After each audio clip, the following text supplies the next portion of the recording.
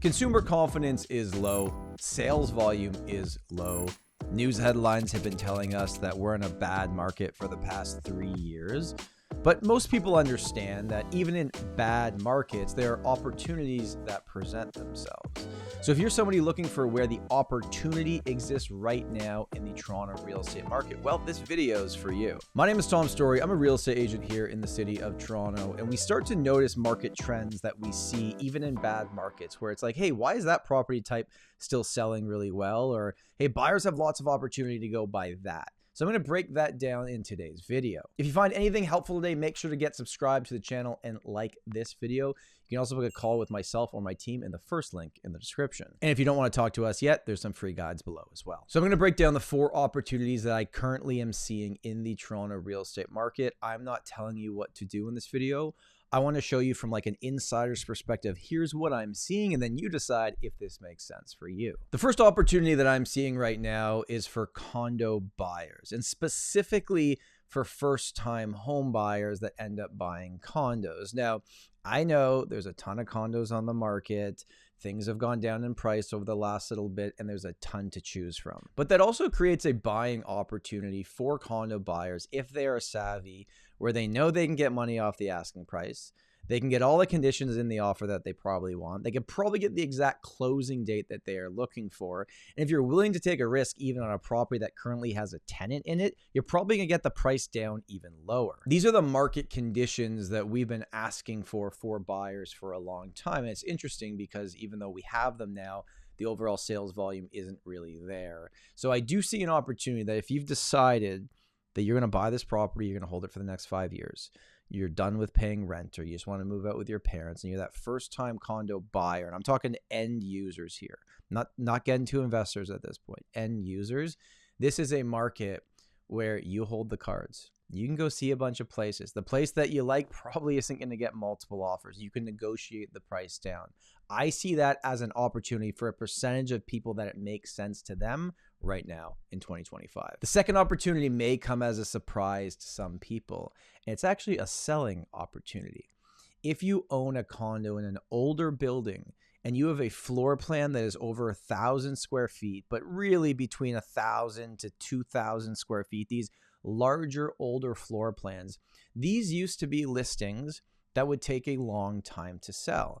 And they would take a long time to sell because typically the maintenance fees are a lot higher, right? Even though it's bigger square footage and the maintenance per square foot probably isn't that bad, it's just the overall number looks so much higher than all these kind of newer, smaller condos. So why does the opportunity exist right now? Well, because over the last 10 years, all the new condos that are being built are nothing like these old ones. The floor plans aren't as good. Yeah, they're nice and shiny, but they're getting really small. And think about who's the buyer that's buying this type of property. Typically, not always, but typically it's somebody downsizing from a house that wants to get a larger, older floor plan condo, and even unrenovated is fine because they want to make it their own anyways. And guess what? That buyer that just sold their property they lived in for 30 years probably doesn't need a mortgage. So you actually have a crop of buyers that are buying cash, that are looking for larger, older floor plans that they can renovate to make exactly what they're looking for. This isn't something I learned from looking at like market data numbers. This is something I learned from like selling condos in downtown Toronto. We had a few listings last year that were these older floor plans that had great space, but like, you know, they need a little bit of love. They need some renovation. I couldn't believe how active they were, how quick they sold, even in a market that we were told like condo market's terrible. It's like, yeah, but these ones, even at higher price points, are still moving really well. Opportunity number 3. If you've decided in your mind that you want to buy something new that has never been lived in before, but you don't want to wait 4 years, or maybe the developer can't even get to the finish line and they have to cancel the project. They don't have the deep pockets like some of these other ones. Maybe it's time to finally start looking at the assignment market.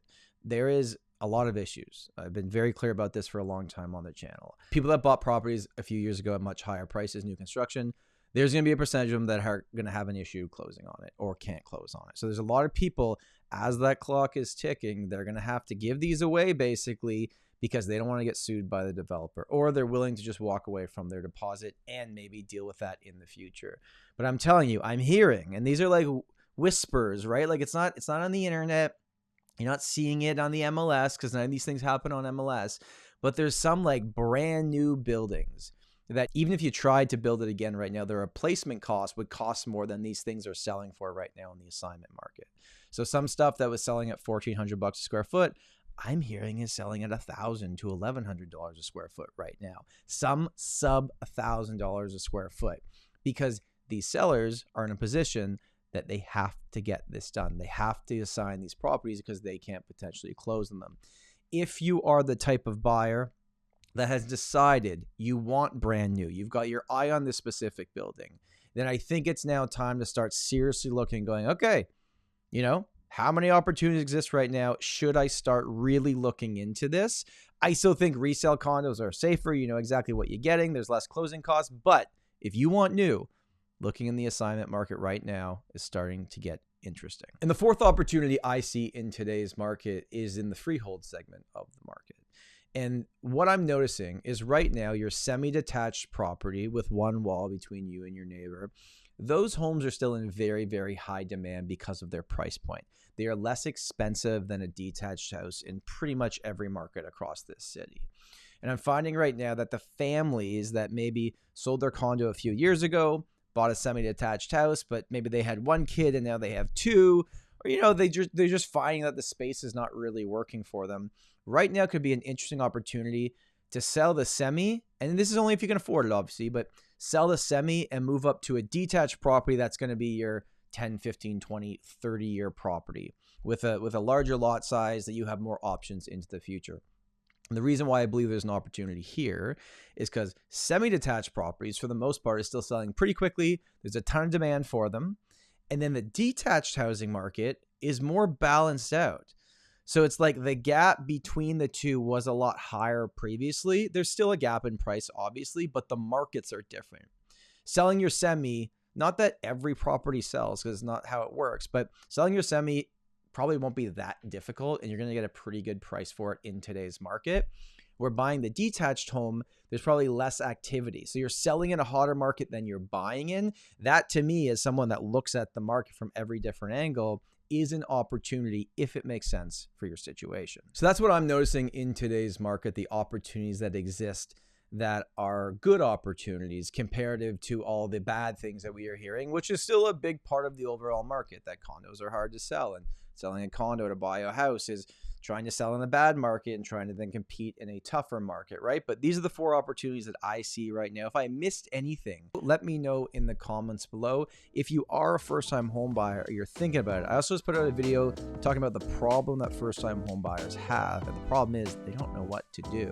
So I broke down everything they would need to know. Thank you for watching. Thank you for listening. My name is Tom Storey. And remember, home is where your story begins.